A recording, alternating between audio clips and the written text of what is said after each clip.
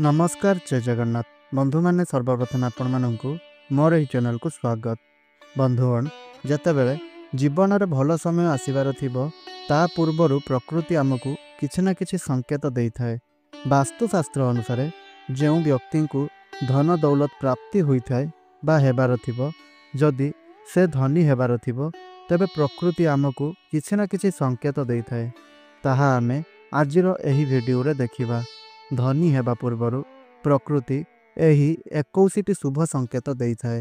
एही संकेत जेउ मानकु मिली थाए से माने निश्चिंत भाबरे धनी हेबा पई जाउछंती। तेनु एही सब संकेत को केबे भी इग्नोर करंतु नाही। बंधुगण आपनकु एही सब संकेत केबे भी मिलिछि कि नाही ताहा आपण निश्चय रूप से कमेंट बॉक्स रे जणांतु। आम हिंदू धर्म रे माता लक्ष्मी को धनर देवी बोली कहा जाय थाए।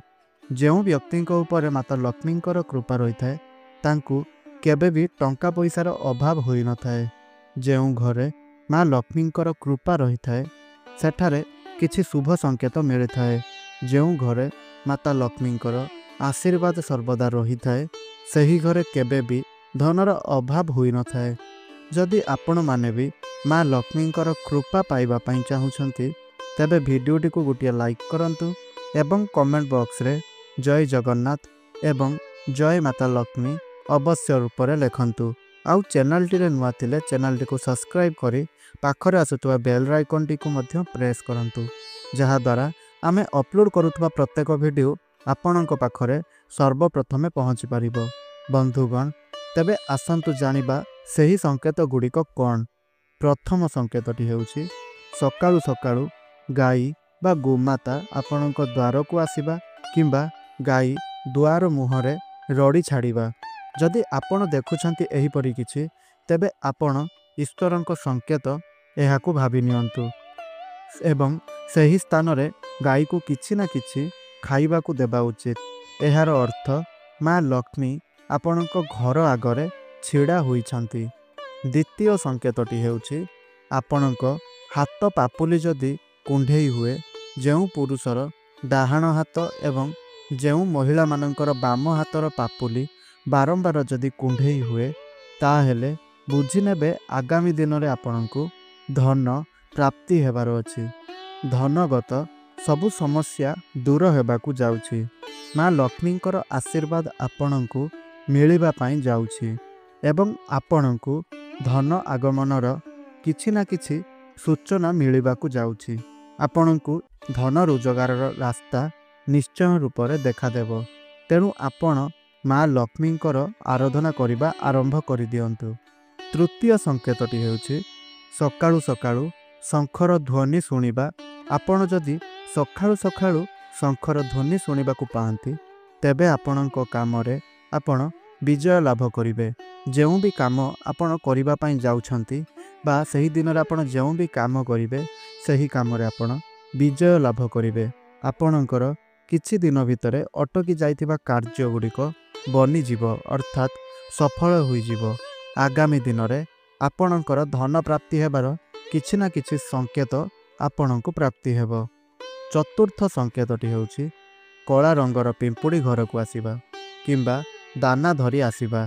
तेबे बंधुगण जदि आपणक घरे कला रंगर पिंपुड़ी धाड़ी करी दाना नहीं आसुछंती किंबा दाना आनिबार आपण देखुछंती तेबे आपणकु एहा धन आसीबार संकेत प्रदान कराई थाए अर्थात माँ लक्ष्मींक आगमन हेबार संकेत एहा आपणकु देई थाए। आपणक परिवारर अर्थगत समस्या दूर हेबा सह धन आगमनर अनेक सूचना मिली थाए। ता सहित आपणकु किछि ना किछि क्षेत्र रे कार्य प्राप्ति हेबा एवं जेउ कार्य गुड़िक आपण करिबा द्वारा आपणकु अर्थ लाभ हेबो। एही भली किछि संकेत गुड़िक आपणकु सबु प्राप्ति होई थाए। पंचम संकेतटी हेउछि तुलसी गछ सतेज देखा जिबा ता सहित तुलसीर सुगंध अनुभव करिबा। जदि सकाळु सकाळु आपण उठुछंती एवं आपणकर नजर तुलसी गछ ऊपर पड़ी जाउछि एवं आपण देखुछंती जे सही तुलसी गछ सतेज देखा जाउछि भरा पूरा देखा जाउछि एवं सुंदर देखा जाउछि। ता सहित आपणकु तुलसी पूजा करुछंती ଯେତେବେଳେ ଆପଣ ତୁଳସୀର ପୂଜା କରୁଛନ୍ତି ସେହି ସମୟରେ ଆପଣଙ୍କୁ ତୁଳସୀର ସୁଗନ୍ଧ ଅନୁଭବ ହେଉଛି, ତ ମନେ ରଖିବେ ଆଗାମୀ ଦିନରେ ଆପଣଙ୍କୁ ଅନେକ ଗୁଡ଼ିଏ ଖୁସି ଖବର ମିଳିବାକୁ ଯାଉଅଛି ଏବଂ ଏହା ସହିତ ଆପଣଙ୍କର ସୁଖ ସମୃଦ୍ଧି ବୃଦ୍ଧି ହେବାକୁ ଲାଗିବ। ଏହା ଏପରି ଏକ ସଂକେତ ଯାହାକି ଆପଣଙ୍କ ପରିବାରର ସୁଖ ସମୃଦ୍ଧି ମିଳିବା ପାଇଁ ଯାଉଥିବାର ସଂକେତ ଆପଣଙ୍କୁ ଏହା ପ୍ରଦାନ କରିଥାଏ। ତା ସହିତ ଆପଣଙ୍କୁ ଆପଣଙ୍କ ଜୀବନରେ ଧନ ଆଗମନର ଅନେକ ରାସ୍ତା ଦେଖାଇ ଦେଇଥାଏ। ଆଗାମୀ ଦିନମାନଙ୍କରେ ଆପଣଙ୍କର ପରିବାରକୁ ଧନ ମଧ୍ୟ ପ୍ରାପ୍ତି ହେବ, ମାନ ସମ୍ମାନ ମଧ୍ୟ ପ୍ରାପ୍ତି ହେବ, ତା ସହିତ ସୁଖ ଏବଂ ସମୃଦ୍ଧି ଆଣିଦେବ। ଷଷ୍ଠ ଉପାୟଟି ହେଉଛି ବା ଷଷ୍ଠ ସଂକେତଟି ହେଉଛି ଝାଡ଼ୁକୁ ମାତା ଲକ୍ଷ୍ମୀଙ୍କର ସହ ତୁଳନା କରାଯାଇଥାଏ ଅଥବା ଝାଡ଼ୁକୁ ମାତା ଲକ୍ଷ୍ମୀଙ୍କର ପ୍ରତୀକ ବୋଲି ମାନା ଯାଇଥାଏ। ଯଦି ଆପଣ ସକାଳୁ ସକାଳୁ ନବବିବାହିତା ବଧୂଙ୍କୁ ଝାଡ଼ୁ ମାରୁଥିବାର ଦେଖୁଛନ୍ତି, ତାହେଲେ ଏହା ଧନ ସମ୍ପତ୍ତି ଲାଭ ହେବାର ସଂକେତ ଆପଣଙ୍କୁ ପ୍ରଦାନ କରାଇଥାଏ। ଆଗାମୀ ଦିନମାନଙ୍କରେ ଆପଣଙ୍କ ପରିବାରକୁ ଅନେକ ସ୍ରୋତ ମିଳିବା ପାଇଁ ଯାଉଅଛି। ଏହାକୁ ଜମାରୁ ବି ଆପଣ ଇଗ୍ନୋର କରନ୍ତୁ ନାହିଁ। ଏହିସବୁ ସଂକେତ ଗୁଡ଼ିକୁ ଆପଣଙ୍କୁ ଯଦି ମିଳିଲା, ତାହେଲେ ମନେ ରଖିବା ଉଚିତ ମାତା ଲକ୍ଷ୍ମୀ ଆପଣଙ୍କ ଉପରେ କୃପା ବର୍ଷା କରୁଛନ୍ତି ଅଥବା ମାତା ଲକ୍ଷ୍ମୀଙ୍କର କୃପା ଆପଣଙ୍କ ଉପରେ ବର୍ଷା ହେବା ପାଇଁ ଯାଉଅଛି। ସପ୍ତମ ସଂକେତଟି ହେଉଛି ସକାଳୁ ସକାଳୁ ଆପଣ ଯଦି ଘରୁ ବାହାରକୁ ଯାଉଛନ୍ତି ଏବଂ ଦେଖିଲେ ଯେ ଘରୁ ବାହାରିବା ମାତ୍ରେ ଆପଣଙ୍କୁ ଟଙ୍କା ମିଳିଲା କିମ୍ବା ଆପଣ ଘରୁ ବାହାରୁ ବାହାରୁ ଆପଣଙ୍କୁ ଟଙ୍କା ମିଳିଯାଉଛି, ତେବେ ମନେ ରଖିବେ ଆପଣଙ୍କର ଅର୍ଥଗତ ସମସ୍ୟା ଦୂର ହେବାକୁ ଯାଉଅଛି। ଏହା ଆପଣଙ୍କୁ ଆପଣଙ୍କ ଜୀବନରେ ଚାଲୁଥିବା ଅର୍ଥଗତ ସମସ୍ୟାକୁ ଦୂର କରିବାର ସଂକେତ ପ୍ରଦାନ କରିଥାଏ। ପରିବାରରେ ଧନ ଆଗମନ ହେବା ପାଇଁ ଯାଉଅଛି। ମା ଲକ୍ଷ୍ମୀଙ୍କର କୃପା ଆଶୀର୍ବାଦ ଆପଣଙ୍କୁ ପ୍ରାପ୍ତ ହେବା ପାଇଁ ଯାଉଅଛି। କିଛି ଲୋକ କ'ଣ କରନ୍ତି, ସେ ଟଙ୍କାକୁ ଖର୍ଚ୍ଚ କରିଦିଅନ୍ତି, କିନ୍ତୁ ଆପଣ ସେହି ଟଙ୍କାକୁ ଆପଣଙ୍କର ଧନ ରଖୁଥିବା ସ୍ଥାନ କିମ୍ବା ପୂଜା କରୁଥିବା ଘରେ ରଖିଦିଅନ୍ତୁ।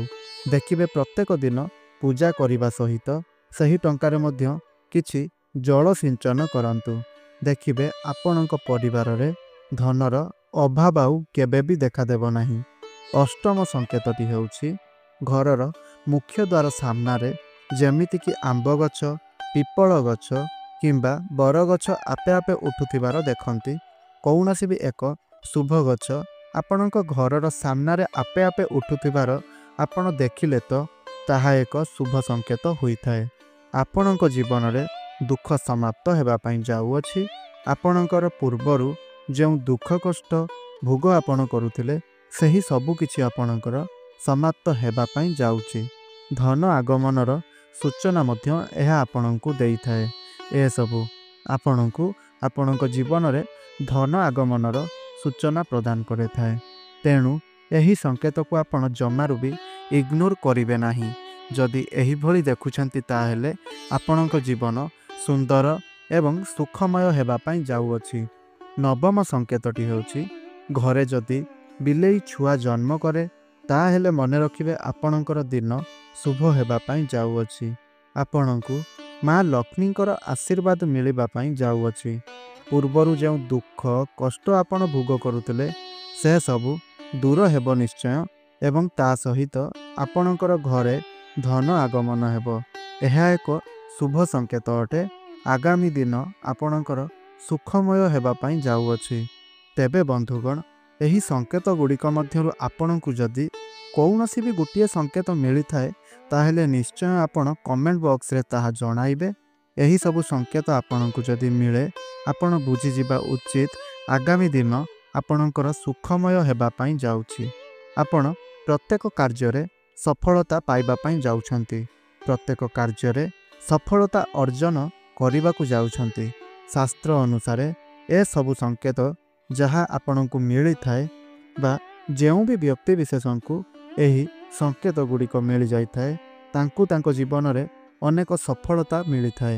ସେମାନେ ଅନେକ କ୍ଷେତ୍ରରେ କୃତକାର୍ଯ୍ୟ ହୋଇଥାନ୍ତି। ତେବେ ବନ୍ଧୁଗଣ, ଆଶା କରୁଛି ଆପଣମାନଙ୍କୁ ଏହି ଭିଡ଼ିଓଟି ନିଶ୍ଚୟ ରୂପରେ ପସନ୍ଦ ଆସିଛି। जदि आपंक मोर यह भिडटी भल लगी ताहले भिडटी को गोटे लाइक करूँ। कमेंट बॉक्स रे विश्वास एवं भक्तिर सहित जय जगन्नाथ जय माता लक्ष्मी निश्चय रूप से लिखि दिंतु। यह सहित जदि चैनल टी प्रथम थर पर भिडियो देखुंती एवं यही भली भिडियो प्रत्येक दिन आप देखापी चाहूँगी ताहेले भिडियोटी को चैनल टी को सब्सक्राइब करनियंतु एवं पाखरे आसुवा बेल आइकन टी को प्रेस कर दिंतु जहाद्वारा आमे प्रत्येक दिन अपलोड करुवा भिडियो गुड़िक आपणक पाखरे सर्वप्रथमे पहुँची पारिबो। तेबे बंधु माने आजिर एही भिडियोटी को एठी रखुछि। पुणी कथा हेबा आउ एक नूतन भिडियो माध्यम रे रहुछि। धन्यवाद। जय जगन्नाथ।